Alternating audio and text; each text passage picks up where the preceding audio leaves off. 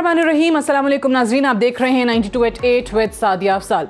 नाज़रीन, पेट्रोल में 25 रुपये इजाफा आवाम को तो महंगा पड़ेगा ही, और आवाम का जो एक गुस्सा है वो हमें नज़र भी आ रहा है। कल रात से ही सोशल मीडिया आप देख लें, मुख्तलिफ इलेक्ट्रॉनिक मीडिया की रिपोर्ट्स पे आप देख लें, आवाम जो है वो बहुत नाला नज़र आती है हुकूमत के इस इक़दाम से। लेकिन लगता ऐसे है कि हुकूमत भी दबाव का शिकार हो रही है।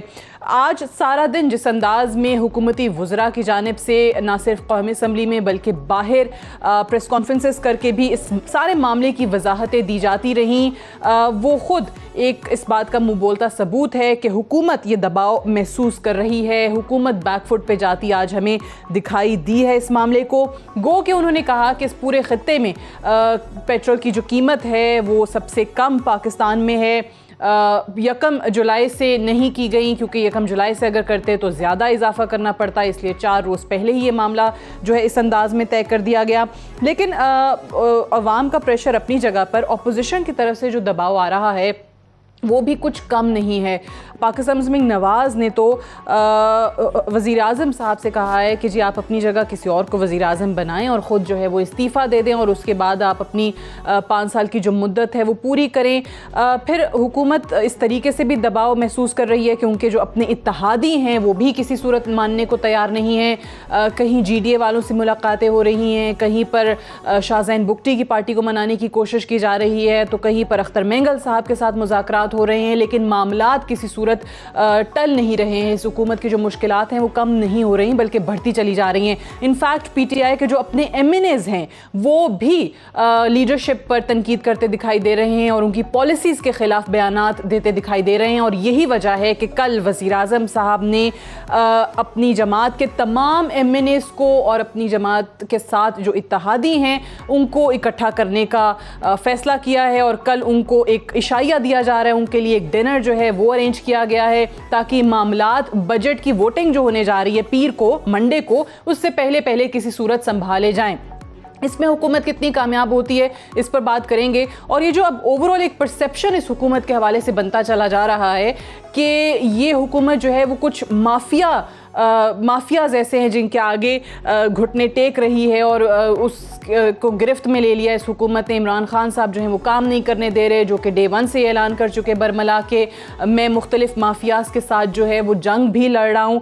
ये भी मामलात हैं, सियासी मामलात और कुछ कानूनी मामलात भी हैं जिससे इस वक्त ये हुकूमत नबर्द आज़मा है। उन तमाम चीज़ों पर आज हम तफसीली बात करेंगे। हमारे साथ पाकिस्तान पीपल्स पार्टी के सीनियर रहनुमा और सीनियर आइनी और कानूनी माहिर बैरिस्टर एतजाज़ एहसन साहब मौजूद हैं। बहुत शुक्रिया एतजाज़ एहसन साहब, प्रोग्राम में आपने वक्त दिया। सबसे पहले तो सर ये बताइएगा, अब पेट्रोल महंगा हो गया, हुकूमत कहती है कि जी ज़ाहिर है इंटरनेशनल मार्केट में ऑयल प्राइसेस बढ़ी हैं तो हमें भी उसी हिसाब से फ़ैसला करना था, इसके अलावा कोई चारा नहीं था। लेकिन एक ये जो परसेप्शन है जिसका मैं जिक्र इंट्रो में भी कर रही थी कि कुछ माफियाज़ हैं, चाहे वो चीनी की जब बात की जाती है, गंदम की बात की जाती है, IPPs का जिक्र किया जाता है तो उसमें माफिया का तस्करा होता है, तो पेट्रोल का भी इसी लिहाज से आपको लगता है कि कहीं ना कहीं ये जो माफिया है वो इमरान खान साहब को या उनकी हुकूमत को इस वक्त भरपूर अंदाज में अपने शिकंजे में ले चुका है? सादिया, एक आध बात तो वाज़ेह है कि ये हुकूमत बेबस नज़र आती है। अब किसके हाथों बेबस है ये एक अलग बहस है, पर बेबस ज़रूर नज़र आती है, क्योंकि ये समझने में नहीं आती। ठीक है, 1 मिनट के लिए तस्लीम कर लें कि इनके लिए ज़रूरी था कि ये कीमतें तेल की बढ़ाते, पेट्रोल और डीजल की। फर्ज कीजिए इनके लिए नागुज़ीर था कि बढ़ाने का। अब बजट से की वोटिंग से 2 दिन पहले आप इतना बड़ा बम चला रहे हैं माशी, ये समझ नहीं आया इसकी क्या वजह। 2 दिन क्यों नहीं? अगर कोई हुकूमत इन कंट्रोल होती तो वो यकीनन ये अगर बढ़ाना भी चाहती, और इसके मेरिट्स में मैं नहीं जा रहा हूँ इस वक्त के गलत है सही है, 1 मिनट के वास्ते तस्लीम कर लें कि इनके लिए नागुज़ीर था और पाकिस्तान के लिए भी बेहतरीन था कि ये कीमतें 25 रुपए लीटर बढ़ा दी जाए, 25-27 रुपए पर फी लीटर बढ़ा दी जाए। तो फिर भी ये समझ नहीं आती कि बजट आ रहा है, 2 दिन 3 दिन उससे पहले कौन सा इनका मशीर है, कौन राय देने वाला है, या वजीर आजम खुद मतलब ये इस बारे में इस तरह सोचते नहीं है कि किस मरहले पे, किस मकाम पे, किस मौके पे, कितना दिन पहले ये एक लोगों के, बल्कि एक गिफ्ट दिया गया ऑपोजिशन को, एक ऑपोजिशन को जो कि इस वक्त आपको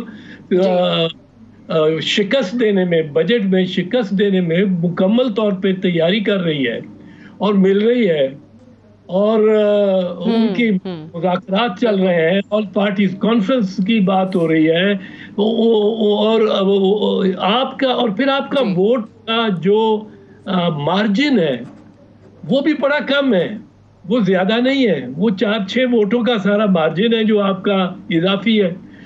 तो और आपके उससे पहले, और ऐसे में इत्तेहादी भी नाराज हो गए, इत्तेहादी नाराज हुए हैं, वो बलोचिस्तान वाले मेंगल साहब नाराज हुए हैं, बुख्ती साहब नाराज हुए हैं, दीगर आप से तौक़ुआत अब और लगाए हुए हैं GDA।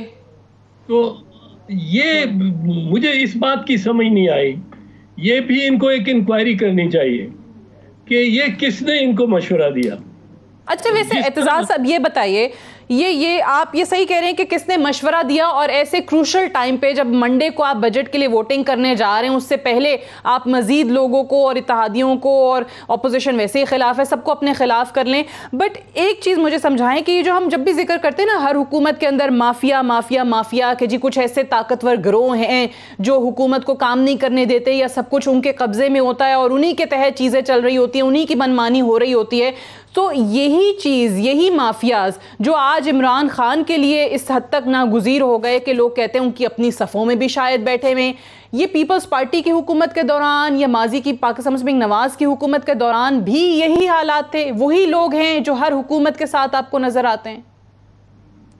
लोग तो वही हैं जो हर हुकूमत के साथ नजर आते हैं, बहुत सारे वही हैं, इसमें कोई नवाज लीग के और पीपल्स पार्टी के जो फ्रंट लाइनर्स बैठे हुए हैं, जो सबसे बड़े ऑब्वियस लोग हैं, जो इनकी मशावरत के दायरे में है, वो हमारे से टूटे सितारे हैं या नून से टूटे हुए सितारे हैं, उन्होंने सारे उनको, या मुशर्रफ के हैं कहीं डायरेक्टली, जिस तरह पेट्रोलियम मिनिस्टर साहब शौकत अजीज की काबीना में थे, और सारे वो ये अब वहाँ बैठे हुए तो सारे तकरीबन वही हैं। फिर दूसरी बात ये है कि माफियाज तो इनकी सफ़ों में भी बैठे हुए, और ये पेट्रोलियम कंपनीज ने जो इस दफ़ा मजाक किया है कि जब तेल सस्ता किया है तो तेल गायब कर दिया, मैं जी बिल्कुल, मेरा ड्राइवर गया परसों, कल रात तेल भरवाने गाड़ी में पेट्रोल पंप, तो 1 2 3 4 वो पेट्रोल पंप से आ गया, कहने लगा 1000 का डाल के देते थे, 1000 से ज्यादा नहीं डालते थे, तो वो उन्होंने रोक लिया पेट्रोल। बिल्कुल, यहाँ पे भी यही सूरत हाल थी जी। तो ये तो ऐसी बातें हैं जिसपे हुकूमत को बड़ा स्ट्रॉन्ग पोजीशन लेनी चाहिए थी।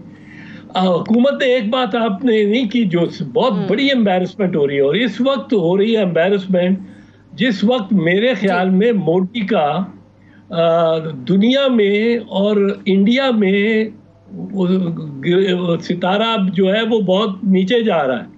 चीन से पिटाई हो रही है, कश्मीर में लॉकडाउन को 5 अगस्त से तकरीबन अब साल हो चला है, कोई सलूशन नहीं है, वहाँ शहादतें पे शहादतें हो रही हैं। अमेरिका में डोनाल्ड ट्रंप की कैंपेन करने गए थे मोदी साहब, और वहाँ से उनके खिलाफ अब जो बाइडेन ने भी बयान दे दिया है, जो कि हमारे लिए, जिसको हमें एक्सप्लॉइट करना चाहिए था इस वक्त, और बड़ा खुशाइंद है एक मेजर पॉलिटिकल पार्टी ने के मुत्तफिका उम्मीदवार ने इस तरह बात कर दी है कि कश्मीर की, कौन कश्मीर की बात करता था, और तो ये एक ऐसे वक्त में, और फिर जो हमारी भी मतलब कोताहियां, जिन बातों की समझ नहीं आती, तैयारा गिरा है, हादसे की रिपोर्ट आई है, रिपोर्ट में आपको जरूरी नहीं है कि आप पहले दिन सारी बातें बता दें। अब आपके पायलट्स की जो है और आपका लाइसेंस जो है, पायलट्स लाइसेंस, वो एयरलाइंस जो है, दीगर एयरलाइंस, मैंने सुना है, आज टीवी पे ही देख रहा था कि कतर एयरवेज और जो वियतनाम की हवाबाज कंपनी है, वो उन्होंने भी ओमान, ये सारे जो हैं वो पाकिस्तानी पायलट्स को ग्राउंड कर रहे हैं, इंजीनियर्स को भी ग्राउंड कर रहे हैं। अब आपके पास ये बात आ गई है, आप देखें इस वक्त हवाबाजी के लिए वैसे ही बहुत बुरा वक्त है, हवाबाज कंपनियों के लिए, एयरलाइंस के लिए बहुत बुरा वक्त है और नहीं चल रही। इस वक्त आप अपने तक रखें और एकदम लॉकडाउन कर दे। आपने कार्रवाई करनी है, आप करें। आपको पता चल गया है कि ये जी ड्यूबियस लाइसेंसेस पे और फेक डिग्रीज पे लोग हायर हुए में, तो आप उनको निकालें। लेकिन आप ये ढिंडोरा ना पीटते कि जो दुनिया भर की इंटरनेशनल जो एयरलाइंस हैं वो ही उन पाकिस्तानियों को ग्राउंड करना शुरू कर दें और जगह सही अलग हो रही है। ये आपका मानना है? साथिया, इसमें चाहिए ये था कि आप ग्राउंड कर देते पीआईए को, इस वक्त खुद करते। सब जहाज दुनिया में होता कि फ्लाइट्स नहीं जा रही, अब ये उसका नुकसान यकीनन होता, लेकिन मुल्क की ना रुसवाई होती ना। और फिर उस एक महीने में आप एक सुप्रीम कोर्ट के चीफ जस्टिस साहब से दरखास्त देते कि एक जज साहब को आप हमें जरा मामूर कर फरमा दें। एक सुप्रीम कोर्ट के जज के तहत सिर्फ लाइसेंसेस, पायलट्स एंड लाइसेंसेस, ये पेल्पा के भी इंटरेस्ट में था, पेल्पा के भी इंटरेस्ट में था। ये बजाय ये बट सर ये तो आप मानते हैं ना कि चले इस हुकूमत का कसूर ये हो गया कि इसने इस तरीके से सरेआम आके ये बात कर दी, बता दिया कि जी हमारे पायलट्स के ड्यूबियस लाइसेंसेस हैं और ये डिग्रीज वाला मामला भी बड़ा गलत है। लेकिन ये तो मानना होगा कि उनकी जो हायरिंग है वो तो पिछले अदवार में ही हुई है, चाहे वो आपकी हुकूमत हो या नून लीग की हुकूमत हो। नहीं, उसमें बेशक जाएं, जो जिसने अगर किसी करप्ट या पायलट को हायर किया है, जिसने उसकी रिपोर्ट दी है कि ये कॉम्पिटेंट है, वो जिसने लाइसेंस जाली बनाया है, उनको सबको सजा होनी चाहिए। हमें कोई इसमें पार्टी हुआ होगा, हमारी हुकूमतें पहले रही हैं कि अगर कोई 7-8 साल पहले, 9 साल पहले अगर कोई भर्ती हुआ है पायलट, तो वो हमारी गवर्नमेंट के वक्त में, और हमारी गवर्नमेंट का, मैं ये नहीं कि कह सकता हूँ कि कोई एविएशन मिनिस्टर ने खुद कहा होगा कि ये जाली लाइसेंस है और इसको, जाली लाइसेंस वाले को भी ये जानते हुए कि जाली लाइसेंस है, इसको भर्ती करो, आप करो। वो पर जिसकी भी, जो भी जिम्मेदार है उसको सजा होनी चाहिए, जो भी जिम्मेदार है। पर इस वक्त ये ऐलान कर देना, आप 1 महीना लेते, सर्जिकली इनको देखते, सर्जिकली, और 1 महीने के बाद अगर आप ऐलान भी करते तो आता कि पाकिस्तान ने बड़ा, जिस तरह चीन ने कोरोना वायरस के खिलाफ जो किया है, तो लॉकडाउन किया है, किसी को खबरदार नहीं होने दी। उसमें वो उनके लिए मुमकिन भी था, उनका निज़ाम और उनकी जो पॉपुलेशन है, उनकी जो सिटीजनरी है, जो शहरी है, उनके जरा ज्यादा डिसिप्लिन के कायल हैं, उनको एकदम बंद करके और खामोशी से हाईएस्ट लेवल पे आप इकाओ का, आप आयाटा का भी एक्सपर्ट बुला लेते ये लाइसेंसेस करने के लिए, और फिर आप महीने बाद कहते हैं कि जी ये आता कि पाकिस्तान ने जिल्लादों की तरह पायलट्स को भी निकाला है और पायलट्स की खत्म कर दिया। जो ये एक पॉजिटिव तरीके से आता, ये एक पॉजिटिव तरीके से आता कि पाकिस्तान ने सख्त एक्शन लिया है, ग्राउंड किए सारे जहाज, एक नहीं उड़ाया, जब तक राइट, आप एक्शन लेते हैं लेकिन इस अंदाज में जो है वो पूरी दुनिया के सामने जगहसाई ना होती, ये मामला इस तरीके से अब वो इंटरनेशनल मीडिया की जीनत बना हुआ, एटलीस्ट इस तरीके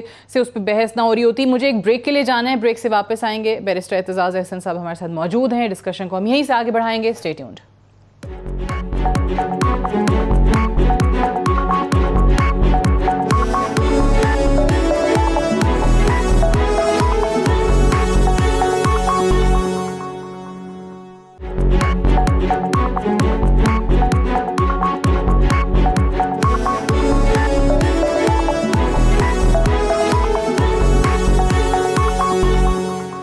वेलकम बैक। प्रोग्राम में एक बार फिर से खुशामदीद। बैरिस्टर एतजाज़ अहसन साहब आज हमारे साथ प्रोग्राम में मौजूद हैं।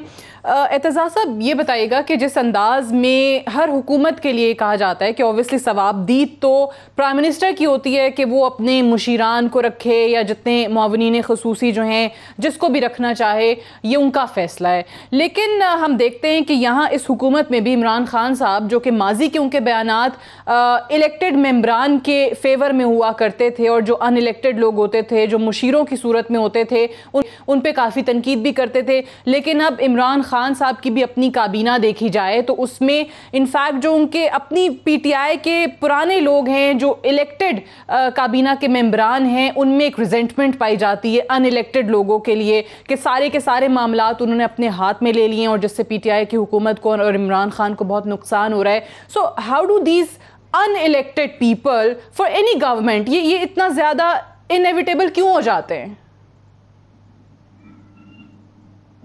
ये कुछ दुश्वारी है हमारे निज़ाम की, सिस्टम की।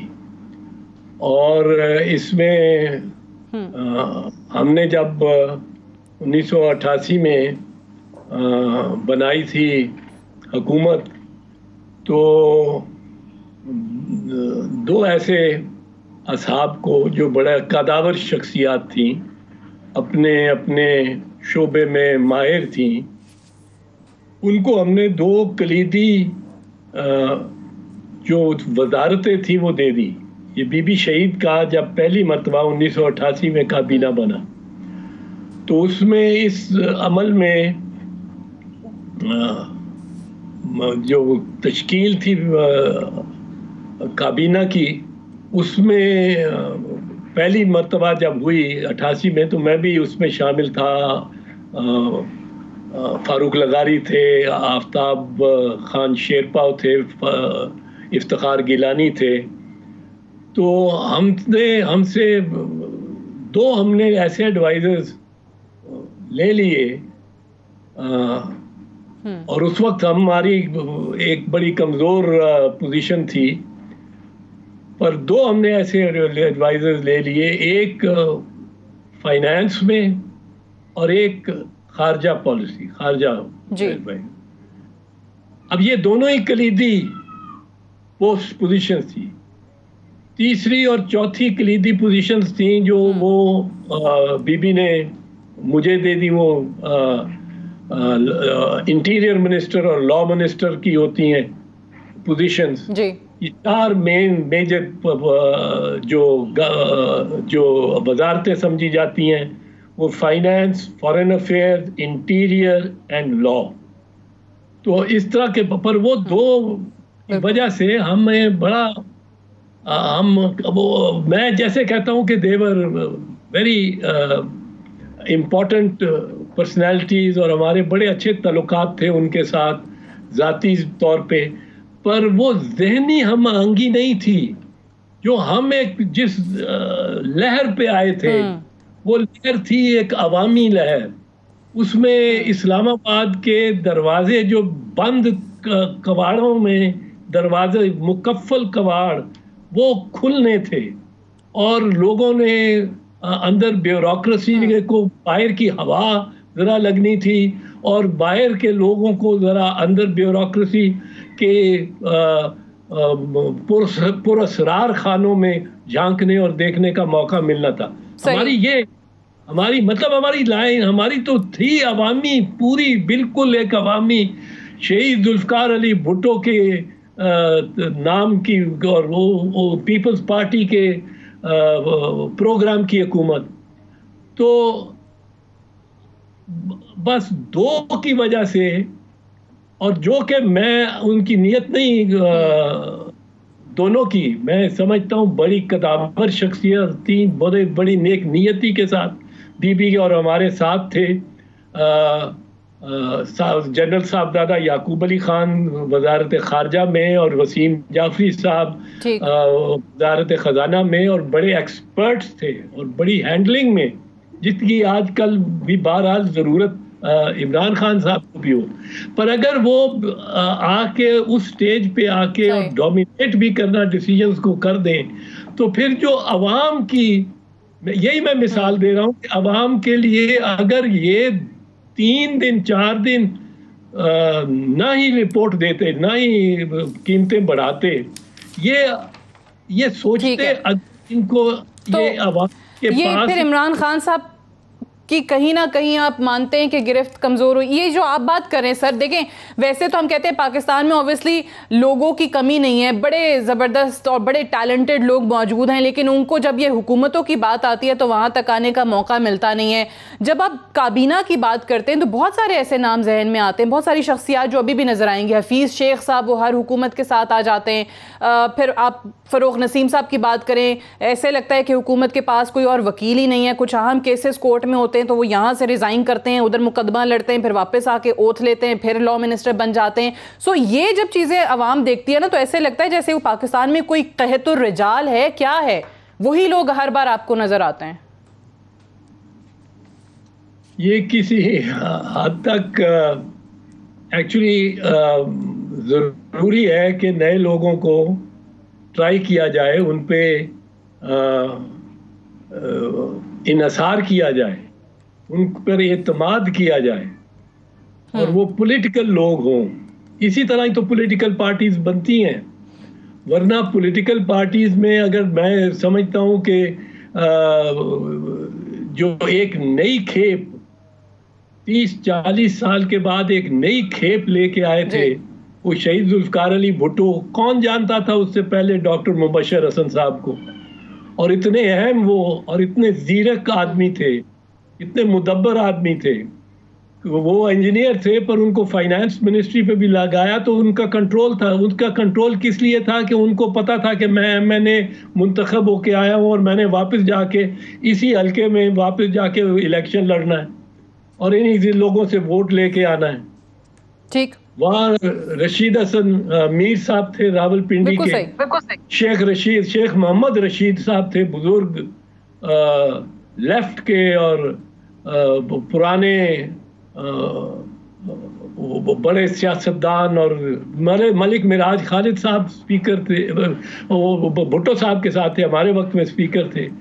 ये लोग नए नए आए थे, पर ये चूंकि जुड़े हुए थे अपनी जमात के साथ और अपने अवाम के साथ, और उनके जुड़े रहने के वक्त वजह ये थी कि वो कोई ये जो नदीम बाबर साहब हैं या दाऊद साहब हैं, जी बिल्कुल, इनकी तरह इनको या शेख साहब हैं फाइनेंस के, इन्होंने मतलब है तो इन्होंने तो बिस्तर बांधना है और बाहर चले। खैर सर, इन लोगों के लिए तो अब काबीना के अपने अंदर से, जैसे मैंने कहा कि पीटीआई के जो खबरें आ रही हैं, जो इलेक्टेड लोग हैं उनके तरफ से रिजेंटमेंट आ रही है, और पिछली काबीना के इजलास में इसकी काफ़ी गूंज भी आई। अब बाबर अवान साहब आपकी जमात के बड़े सीनियर पुराने, वो भी अब हम देख रहे हैं कि पार्लिमानी उमूर जो हैं वो चला रहे हैं, उनके बारे में आपकी क्या राय है? अच्छा, उनके बारे में मेरे से राय नहीं पूछो तो बेहतर है। बड़े मुअज़्ज़ज़ आदमी हैं, काबिल वकील हैं, और बहरहाल किस तरह वो हमारे साथ खड़े होके और रह के, और किस तरह वो इमरान खान साहब के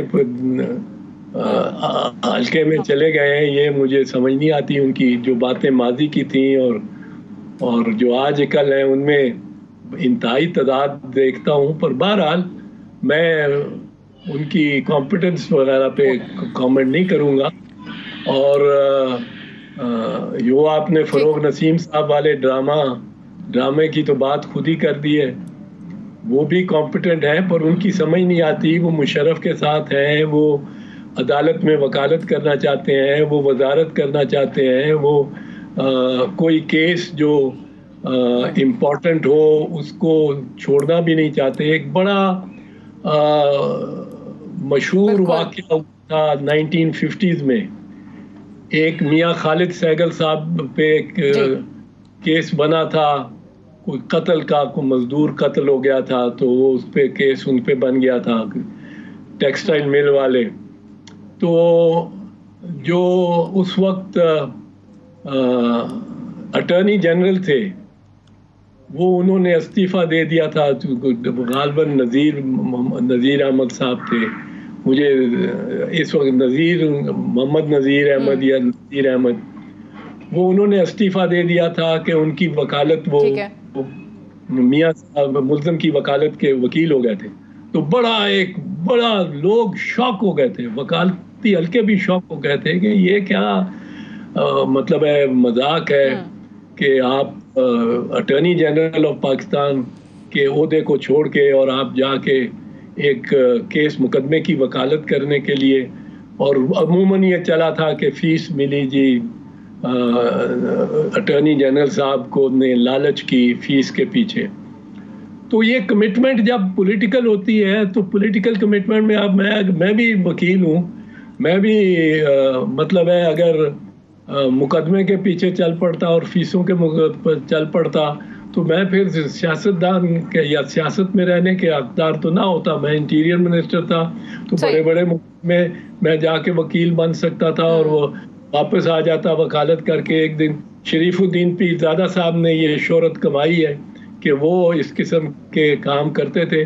मैंने तो जिस दिन इफ्तिखार मोहम्मद चौधरी साहब बहाल हुए हैं उसी दिन ताखीर नहीं की, पब्लिक ने ऐलान किया कि मैं इनकी अदालत में पेश नहीं होऊंगा क्योंकि मैंने उनकी वकालत की थी, मैंने उनकी नहीं होऊंगा, बिल्कुल ठीक है, उनकी लिए मतलब है जद्दोजहद की थी बड़ी वाज़े अंदाज में, तो ये कह दिया था। अब सियासत अगर करनी है तो फिर आपको कुछ मेयार और कुछ असूलों पर तो पक्का रहना पड़ता है ना। ये नहीं कि डैम बने तो डैम में कंपनी उसको ठेका मिल रहा हो जिसको आपकी कंपनी हो और आप वजीर भी हो या मशीर भी हो। तो ये कॉन्फ्लिक्ट ऑफ इंटरेस्ट बहुत सारे हैं मौजूदा आपने as you rightly pointed out कि ये जो लोग चार जिनके नाम भी हमने लिए प्रोग्राम में कि ये नागुज़ीर हर हुकूमत के लिए हो जाते हैं। सो आपने कहा कि भाई ये कुछ निज़ाम के ऐसे फ्लॉज हैं जो इन लोगों के लिए गुंजाइश पैदा करते हैं हर दौरे हुकूमत के अंदर। एक ब्रेक से वापस आएंगे सर तो ज़रा इस पर भी बात करेंगे कि एक तरफ PMLN जो है वो प्राइम मिनिस्टर साहब से इस्तीफ़ा भी मांग रही है, हुकूमत के हवाले से इस वक्त जो बहरान है वो अपनी जगह पर, लेकिन प्राइम मिनिस्टर इमरान खान साहब के हाथ में इस वक्त कितनी चीज़ें हैं, मामलात क्या उनके फेवर में जा रहे हैं, बात करेंगे एक वक्फे के बाद।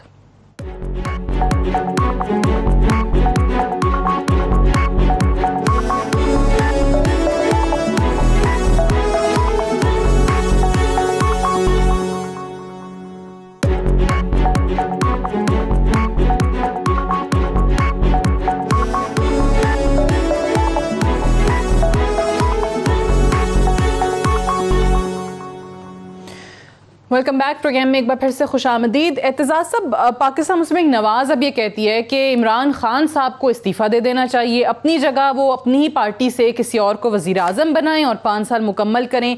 एक तो इसकी मंतक क्या समझ में आती है कि सिर्फ़ और सिर्फ वो समझते हैं कि इमरान खान साहब जो हैं वो कसूरवार हैं, कोई और आएगा तो चीज़ें बेहतर हो जाएंगी, और ख़ुद वज़ीर आज़म इमरान खान की हुकूमत को इस वक्त आप कैसे देख रहे हैं? कितने क्या मामलात वाकई में उनके हाथ में हैं या उनके हाथ से निकल चुके हैं? इमरान खान की हुकूमत जो है वो तो उसको तो नंबर बहुत कम मिलेंगे और पास मार्क्स भी मिलने बड़े मुश्किल हैं। अगर सारा उनका अभी तक का पीरियड देखा जाए तो सिचुएशन उनके हाथ से बदस्तूर कुछ निकलती गई है गिरफ्त से, और अभी तक मेरे ख्याल में उनके नाम एक ही बड़ा काम होगा जिसका क्रेडिट भी लोग उनको देने को तैयार नहीं, पर उनकी हुकूमत में हो गया है। वो दरबार साहिब करतारपुर पे जो एक्सेस दी गई है सिखों को विदाउट वीज़ा, वो सिख कम्युनिटी में बड़ी पॉपुलर और बड़ा अहम एक कदम है पाकिस्तान का, क्योंकि उनका आप देखें एक लिहाज से सिखों का, हमारी अगर टर्मिनोलॉजी में बात की जाए तो जहाँ मदफन है गुरु नानक जी महाराज का, वो करतारपुर जहाँ उनकी पैदाइश हुई वो ननकाना साहब, वो एक वाक़या है, तारीख़ी है या जिस तरह जो भी है, पर बड़ा उसमें लोग ईमान रखते हैं। बहुत सारे हमारी तरफ के मुसलमान भी उसमें बिलीव करते हैं कि उनको मुसलमान दफनाना चाहते थे, हिंदू उनको उनकी चिता जलाना चाहते थे आपकी। तो आप कुछ की जहाँ जस्ते खाकी पड़ा था, जब उसके ऊपर से चादर हटाई गई चारपाई पे, तो वहाँ नीचे से फूल ही फूल निकले। सो आधे फूल जला दिए गए, जिसकी चिता की जगह भी है उस अगर आप जाएं दरबार साहब, और आधे फूल दफन कर दिए गए मुसलमानों की अंदाज से।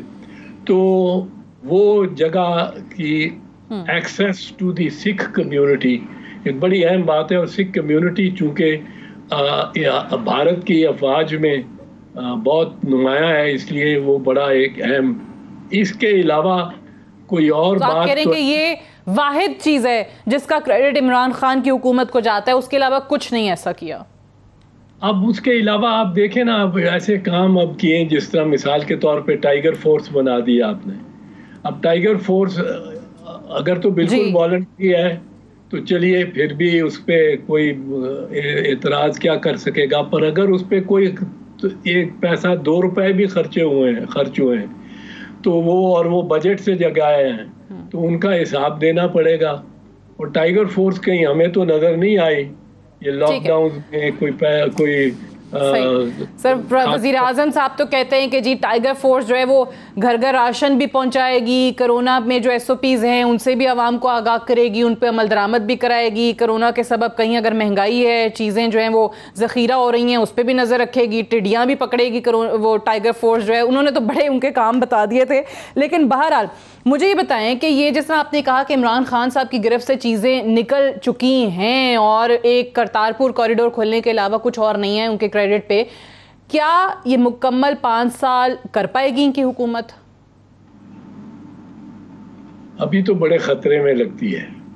पर एक चीज मैं और जरा अर्ज कर दूं कि एक इनके हाथ से एक बहुत बड़ा काम हो चला था, जो इनकी हुकूमत खैबर पख्तूनख्वा की हुकूमत ने नहीं होने दिया। वो जो था वो फवाद चौधरी कर चले थे। अगर शमसी कैलेंडर के मुताबिक चांद की दीद को मुकर्रर कर दिया जाता तो फिर मतलब है एक आदमी ये फैसला कर सकता है कि 2026 में जब मैं रिटायर हूँगा तो ईद आएगी, वो बच्चों को कहाँ लेके जाऊँगा, और आपने गाड़ियों ट्रेन बुक करनी होती हैं और सफ़र के प्लान्स बनाने होते हैं ईदैन पे।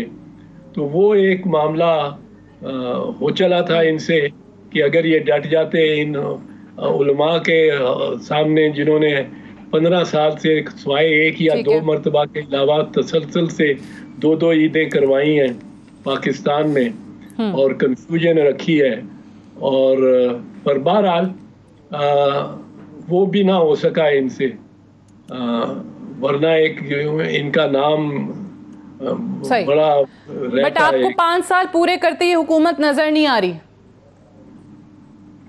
ये देखें, मुझे तो ये बजट पे बहुत बड़ा चैलेंज अब नजर आ रहा है इनके लिए, बहुत बड़ा चैलेंज है कि अगर ये ऑपोजिशन ने वोट ना डाला बजट पे और अगर ऑपोजिशन नंबर गेम कर गई तो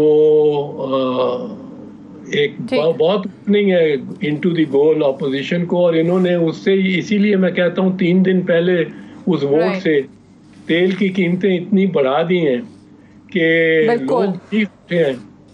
और अब उसके बाद इसका ऑब्वियसली फॉल आउट जो है वो होगा। ये सर अब टाइम थोड़ा है, मैं आखिर में थोड़ा आपसे बात करना चाह रही हूँ जस्टिस काजी फायज ईसा साहब के केस के हवाले से। अब सुप्रीम कोर्ट ने उसको तो कलअदम करार दे दिया जो रेफरेंस था उनके अगेंस्ट, लेकिन मामला वहीं का वहीं है क्योंकि एफबीआर को सारा मामला जो है वो सौंप दिया गया और उसके बाद कहा गया कि सुप्रीम जुडिशल काउंसिल में आप रिपोर्ट जो है वो जमा कराएं। हुकूमत कहती है कि बदनीयती का कहीं वर्ड नहीं है इस वर्डिक्ट के अंदर जो अभी तक सामने आया है। आपको क्या लगता है कि क्या ये बदनीयती पर मबनी था या हुकूमत जो चाह रही थी कि इस इदारे से इन्वेस्टिगेट हो सारे का सारा एफबीआर से, वहीं उनकी बात पूरी हो रही है अब नजर आती है? मैं इस पे एक बात जो पीछे बात हो रही थी उस पे मैं सिर्फ एक जुमला अर्ज कर दूं जी जी कि अगर ये इस बजट के जिस तरह का चैलेंज इस बजट में खड़ा हुआ नजर आता है इमरान खान की हुकूमत को, अगर वो इसको पार कर जाते हैं, क्योंकि ये बड़ा एक बहुत सीरियस चैलेंज है मैं समझता हूँ और इमीडिएट चैलेंज है, तो फिर शायद इनको ऐसी सरपरस्ती हासिल हो कि वो 5 साल भी पूरा कर जाएं। जहां तक अच्छा ठीक है, ये मैं उस पिछला टॉपिक जो था उसके पे बात आपने कहा था कि 5 साल पूरा करेंगे कि नहीं, मुझे तो ये बहुत बड़ा चैलेंज जी सामने पूरे करेंगे या नहीं करेंगे आता नजर आता है। और बजट में अगर आप पास करने में नाकाम हो जाएं तो हुकूमत को इस्तीफा देना पड़ता है। अब जहाँ तक काजी फैज ईसा वाले मामले का सवाल है, वो उसमें ये बात दुरुस्त है कि अदालत ने, सुप्रीम कोर्ट के 10 जजों ने बदनीयती का जिक्र अपने फैसले में नहीं किया और मेला फिडेज का जिक्र नहीं हुआ। बहस बहुत होती रही मेला फिडेज पे, बदनीयती पे, पर उसका जिक्र नहीं किया। और जो फैसला है उसने इस रेफरेंस को जो कि हुकूमत ने दायर की थी और उस शो कॉज नोटिस को जो कि सुप्रीम जुडिशल काउंसिल ने काजी फैज ईसा साहब को दिया था, उन दोनों को कलअदम करार दे दिया है। और उन दोनों को कलअदम करार देकर लेकिन फिर मामला वो एक सर्कुलर आर्गुमेंट के जरिए उस मामले को भेज दिया है, सारे मामले को फेडरल बोर्ड ऑफ रेवेन्यू के पास। फेडरल बोर्ड ऑफ रेवेन्यू के चेयरमैन ने 60 दिन के अंदर अंदर तहकीकात करानी है, उसके बाद 15 दिन के अंदर अंदर अपनी रिपोर्ट चीफ जस्टिस साहब को देनी है, पाकिस्तान के चीफ जस्टिस साहब को, और उसके बाद वो मामला सुप्रीम जुडिशल काउंसिल में चले जाना है। तो वहीं पे पहुंची, वहीं पे खाक जहां का खमीर था, वो रेफरेंस वहां की वहां ही पहुंच गई एक लिहाज से। तो इसकी समझ नहीं आई ये कैसे हुआ। तो वो जो लोग बड़ा कह रहे थे कि ये खत्म हो गया सारे का सारा मामला, वो ऐसा नहीं है, ये चीज वहीं की वहीं है। ऐसा नहीं हुआ। ऐसा हुआ था तो जब हुआ था जब इफ्तिखार मोहम्मद चौधरी साहब के केस में हमने ये साबित कर दिया था, मैंने अदालत में 13 जज बैठे थे उसमें, उनके सामने ये साबित किया था कि ना सदर ने ये रेफरेंस जो कागज़ के 11 सफ़ात पर मबनी था, 11-12 सफ़ात पे, ना इसको दस्तखत तो इस पे सदर के हैं, पर ये साबित कर दिया था कि ना सदर ने पढ़ा था, ना वजीर आज़म ने पढ़ा था, ना वजीर कानून ने पढ़ा था, ना अटॉर्नी जनरल ने पढ़ा था, ना शरीफुद्दीन पीरज़ादा जो उनको रिप्रेजेंट कर रहे थे अदालत में उन्होंने पढ़ा था, ना दीगर वज़रा जो अदालत में थे सदर की वकालत करते हुए उन्होंने पढ़ा था, ना ही सुप्रीम जुडिशल काउंसिल ने पढ़ा था जिसने उनको शो कॉज नोटिस जारी किया था और शो कॉज नोटिस पर मबनी उनको मुअत्तल किया था। किसी एक ने भी पढ़ा ही नहीं था, जिसपे बड़े हैरान हुए, हैरत ज़दा हुए जज साहबान कि आप किस तरह साबित करेंगे। इस केस के अंदर भी it's not over for justice Qazi Faez Isa साहब। एफबीआर में मामलात उसी तरीके से हैं, अलबत्ता जो सदारती रेफरेंस है सिर्फ वो कलअदम हुआ है। I have to wind up here. बहुत बहुत शुक्रिया बैरिस्टर एतजाज़ एहसन साहब आज प्रोग्राम में हमारे साथ मौजूद थे। That's all for tonight. I will see you tomorrow इंशाल्लाह। इजाज़त दीजिए, खुदा हाफिज़।